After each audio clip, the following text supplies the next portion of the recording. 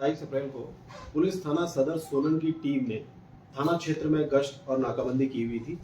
इस टीम को गुप्त सूत्रों से सूचना मिली कि दो आरोपी एक प्राइवेट बस में सोलन से शिमला की तरफ जा रहे हैं, जो नेपाली मूल के हैं, जो एक पुरुष और महिला है, और इन दोनों से भारी मात्रा में मादक पदार्थ बरामद हो सकता है। जिस सूचना पर इस बस की तलाशी ली गई और इसमें बैठे जो नेपाली मूल के पुरुष और महिला हैं, जिनके नाम शंकर बहादुर निवासी नेपाल जाजरकोट और शीरजना निवासी जाजरकोट नेपाल, इन दोनों से 8 किलो 184 ग्राम अफीम बरामद की गई। इस पर पुलिस थाना सदर सोलन में अभियोग पंजीकृत किया गया। जांच के दौरान पाया गया कि दोनों आरोपी इस बरामद अफीम को नेपाल से तस्करी करके हिमाचल लाए थे। सबसे पहले ये चंडीगढ़ पहुंचे, चंडीगढ़ के बाद सोलन और फिर सोलन से शिमला की तरफ जा रहे थे। ये दोनों आरोपी इस अफीम को शिमला क्षेत्र में लोगों को बेचने की फिराक में थे। इन दोनों को अदालत में पेश करके 4 दिन की पुलिस हिरासत में लिया गया है। दोनों आरोपियों के पूर्व आपराधिक रिकॉर्ड की पड़ताल की जा रही है। इस मामले में आगामी जांच की जा रही है।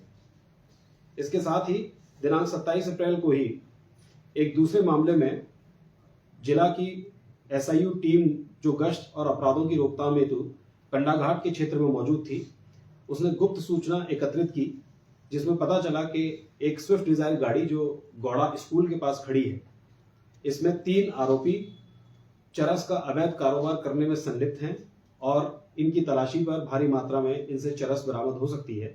जिस पर इस गाड़ी की तलाशी ली गई और उसके बाद इसमें से 3 आरोपी जो प्रकाश ठाकुर निवासी चौपाल जिला शिमला, रविंदर शर्मा निवासी राजगढ़ जिला सिरमौर और राजेश पांडे निवासी ठियोग जिला शिमला, इन तीनों को काबू किया गया। इनसे 1 किलो 310 ग्राम चरस बरामद की गई, जिस पर पुलिस थाना कंडाघाट में अभियोग पंजीकृत किया गया। इस अभियोग के अन्वेषण के दौरान जो वारदात में संलिप्त गाड़ी है उसको जब्त कर लिया गया है। तीनों आरोपियों को अदालत में पेश करके 3 दिन की पुलिस हिरासत में लिया गया है। तीनों आरोपियों के ठिकानों पर पुलिस टीम द्वारा दबिश दी गई। जो आरोपी प्रकाश के घर से 520 ग्राम चरस और बरामद की गई, जिसको जब्त कर शिमला पुलिस के हवाले किया गया, जिस मामले में शिमला के चौपाल थाने में आरोपी के खिलाफ मुकदमा दर्ज किया गया है। इस मामले में भी जांच जारी है। इसके अलावा पिछले लगभग 2 वर्षों में जिला सोलन पुलिस द्वारा नशे के खात्मे के लिए चलाए जा रहे कॉम्प्रिहेंसिव अभियान के अंतर्गत नशा तस्करी के सभी पहलुओं पर सख्त कार्रवाई की जा रही है, जिसमें मादक पदार्थों के खात्मे के लिए इनकी सप्लाई साइड और डिमांड साइड दोनों तरफ प्रभावी कार्रवाई करते हुए नशा तस्करी के इन मामलों में बैकवर्ड फॉरवर्ड लिंकेजेस इन्वेस्टिगेशन की गई, जिसमें बाहरी राज्यों के 133 से ज्यादा आरोपियों को गिरफ्तार किया गया है। इन 133 से ज्यादा आरोपियों में से चिट्टा और नशे के 127 बड़े सप्लायर हैं, जिनको दिल्ली, पंजाब, हरियाणा, चंडीगढ़, उत्तर प्रदेश, असम, महाराष्ट्र आदि राज्यों से गिरफ्तार किया गया है। इसमें 9 अफ्रीकी मूल के नाइजीरियन नागरिक भी शामिल हैं। इन बाहरी राज्यों के तस्करों द्वारा हिमाचल प्रदेश में चलाए जा रहे चिट्टा तस्करी के 55 बड़े अंतर्राज्यीय नेटवर्कों को डिसमेंटल कर दिया गया है, जिससे हजारों युवाओं को चिट्टा की आपूर्ति रोकने में जिला पुलिस कामयाब रही है। इसके साथ ही जिला सोलन में फाइनेंशियल इन्वेस्टिगेशन को आगे बढ़ाते हुए अभी तक 15 नशा तस्करों की नशे से अर्जित 5 करोड़ रुपए से ज्यादा की संपत्तियों को सोलन पुलिस द्वारा प्रोविजनली अटैच किया गया है। इसके अलावा एक नए इनिशिएटिव में जिसमें पिट एनडीपीएस के तहत कार्रवाई की गई है, इसमें एक आरोपी को जिला पुलिस द्वारा पिट एनडीपीएस के अंतर्गत कार्रवाई करते हुए 3 महीने की जेल भेजा गया है। इसके अतिरिक्त सोलन पुलिस द्वारा ड्रग्स एंड कॉस्मेटिक्स एक्ट के तहत भी कार्रवाई की गई है, जिसमें जुलाई 2023 से लेकर अभी तक 21 मामलों में 18,000 से ज्यादा नशीली दवाइयां बरामद की गई और इनमें 49 आरोपियों को हिरासत में लेकर उनके विरुद्ध ड्रग्स कॉस्मेटिक्स एक्ट के तहत कार्रवाई की गई है। सर, जो नेपाली पकड़े हैं, कितने किलो चरस और अफीम पकड़ी इनसे? इन नेपालियों से 8 किलो 184 ग्राम अफीम बरामद की गई है। तो ये अब तक का सबसे बड़ा मामला है जी। ये सोलन पुलिस में अब तक का सबसे बड़ा मामला है। चिट्टे तो सर ये किस में थे, कैसे थे जी? ये किस में सर थे? और वो लेके जा रहे थे इसको। ये नेपाल से चंडीगढ़ तक पहुंचे बस में। उसके बाद चंडीगढ़ से इन्होंने सोलन की बस ली और उसके बाद सोलन से भी इन्होंने चंबा घाट से शिमला के लिए बस ली। इनका प्लान था ये शिमला में पहले ये बगीचे में काम कर चुके थे। इनका प्लान था कि ये बगीचे में जाकर वहाँ कॉन्टैक्ट्स बनाकर और डिस्ट्रीब्यूशन नेटवर्क को एक्टिवेट करके इस अफीम की खेत को बेचा जाए। सर, कितनी कॉस्ट होगी इसकी मार्केट में? इसकी अमूमन कॉस्ट 25 लाख से ऊपर होगी। बड़ी कामयाबी। हाँ जी। सर, ये जो सिंथेटिक ड्रग्स है एनडीपीएस के अंडर तो ये आते हैं सर, अगर ये पकड़े जाए तो इसमें क्या सजा का प्रावधान रहता है? क्या इसमें इसको एनडीपीएस के अंदर लाने का कोई प्रावधान किया जा रहा है? सिंथेटिक ड्रग्स जो जिसमें खास करके टैबलेट्स और कैप्सूल्स होते हैं, जो ड्रग्स एंड कॉस्मेटिक्स एक्ट के तहत आते हैं, इनमें ड्रग्स एंड कॉस्मेटिक्स एक्ट के तहत सजा का प्रावधान है, जिसमें अलग से केस दायर किया जाता है। इसके अलावा जो सिंथेटिक ड्रग्स जिनका बहुत ज़्यादा अब्यूज होता है एज नार्कोटिक ड्रग्स, उनके लिए कई प्रपोजल्स जो है वो सरकार को भेजे गए कि इनको ड्रग्स एंड कॉस्मेटिक्स एक्ट में भी लाया जाए, जिसमें से टपेंटाडोल जो है एक प्रमुख सिंथेटिक टैबलेट है, जिसके लिए इसको जो है एनडीपीएस एक्ट के अंतर्गत लाने के लिए पत्राचार किया गया। सर, जो नेपाली मूल के व्यक्ति पकड़े गए, इनके पहले भी आपराधिक मामले हैं? इन दोनों के पहले के आपराधिक मामलों की भी जांच की जा रही है। अभी इनकी फैमिली से रिलेटेड कुछ क्रिमिनल हिस्ट्री आई है, जिसको अभी कंफर्म किया है। सर, जैसे कि देखा जा रहा है युवा सर नशे के में ज़्यादा पड़ रहे हैं और वो चोरी की घटनाओं को भी अंजाम दे रहे हैं, उनको सर उन पर अंकुश लगाने के लिए क्या रहेगा सर?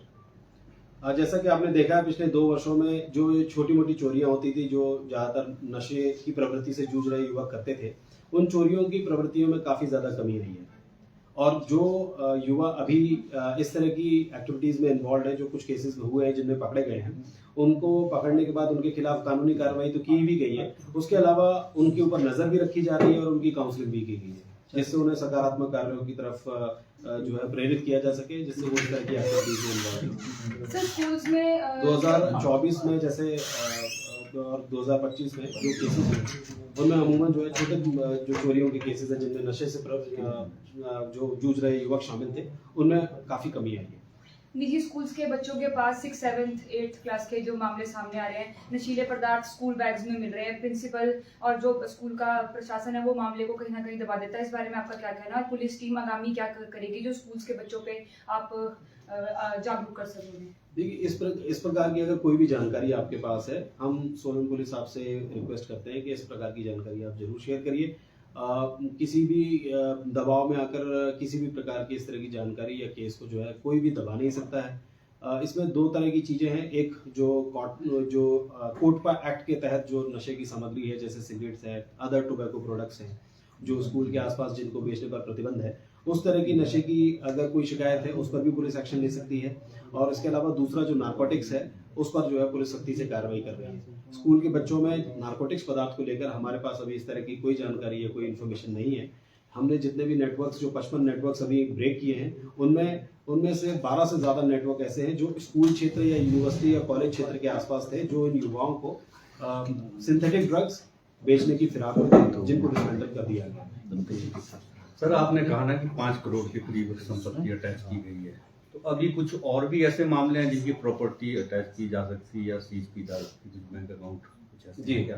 अभी हमारे 5 से ज़्यादा ऐसे मामलों में फाइनेंशियल इन्वेस्टिगेशन एनडीपीएस एक्ट के तहत चली हुई है, और इसमें जल्दी आपको जो है प्रॉपर्टी अटैचमेंट की डिटेल्स दे दी जाएंगी। लगभग कितने करोड़ की होगी? इसमें अभी जो आगामी है उसके लिए अभी असेसमेंट्स हो रहे हैं, रिपोर्ट्स अभी हमारी आ रही हैं कंसर्न डिपार्टमेंट से। जैसे ही उसमें फाइनलाइजेशन हो जाएगा आपको डिटेल्स दे दी जाएगी। तो पाकिस्तान के लोग जो यहाँ पे रह रहे थे, अभी तक 2 ही लोगों को वापस भेजे गए हैं या उनके अलावा और भी कोई सूची तैयार हुई है? कितने लोग टोटल रह रहे थे जिला भर में? सोलन जिला में उस घटना के बाद से जो एंट्री पाई गई थी पाकिस्तान नेशनल्स की, वो 2 हैं। वो मेडिकल वीज़ा पर मस्कुलर डिस्ट्रॉफी सेंटर में अपने इलाज के लिए आए हुए थे, जिन्होंने अगले ही दिन एग्जिट परमिट ले लिया था और वो वापस जा चुके हैं। सर, जिला में नशा मुक्ति केंद्र कितने हैं और नशे से छुटकारा दिलाने के लिए युवाओं को कितने नशा मुक्ति केंद्र है सर? ये डेटा जो है करेक्ट डेटा आपको संबंधित विभाग से ही मिल पाएगा। जो नशा मुक्ति केंद्र में जो जॉइंट टीम्स हमारी इंस्पेक्शन कर रही हैं उसमें जैसे आपने पिछले कुछ 2 सालों में ही देखा होगा, उसमें कई सारे नशा मुक्ति केंद्रों को बंद कर दिया गया था। उनमें अनियमितताएं पाई गई थी और उसके बाद सिर्फ 2 ही नशा मुक्ति केंद्र थे जो चल रहे थे उसके बाद से, और उनमें जो है रेगुलर इंस्पेक्शंस हो रहा है। सर, नेशनल हाईवे पे ट्रैफिक नियमों की उल्लंघना करते हुए बहुत सारे लोग मिलते हैं, सोशल मीडिया पे वीडियोस वायरल होती हैं, गाड़ी से बाहर लोग निकले हुए हैं। पुलिस किस तरीके से इसे देख रही है और कार्रवाई कैसे करेगी? जैसा आपने देखा है पहले भी सोलन पुलिस ने जो है इसमें सख्त कार्रवाई की हुई है। जो लोग स्टंट्स और बाकी एक्टिविटीज भी नेशनल हाईवेज पे करते हैं उनके खिलाफ मुकदमा भी दिया गया है, और जिन लोगों ने इंस्टाग्राम या सोशल मीडिया पे इस तरह की रील अपडेट की है उन लोगों ने अपने माफीनामे भी उस पर जो है डाले हैं, और उन्होंने युवाओं से खुद अपील की है कि ये इस तरह की एक्टिविटीज है वो खतरनाक है और इस तरह की एक्टिविटीज युवा ना करें, और हम इस तरह की एक्टिविटीज का समर्थन नहीं करते हैं। इसके साथ ही उनके खिलाफ कानूनी कार्रवाई भी की गई है। Thank you. अब आए सर हम और फिक्र हमेशा मेरे साथ रहता है। भूषण ज्वेलर्स, अनमोल रिश्तों के लिए।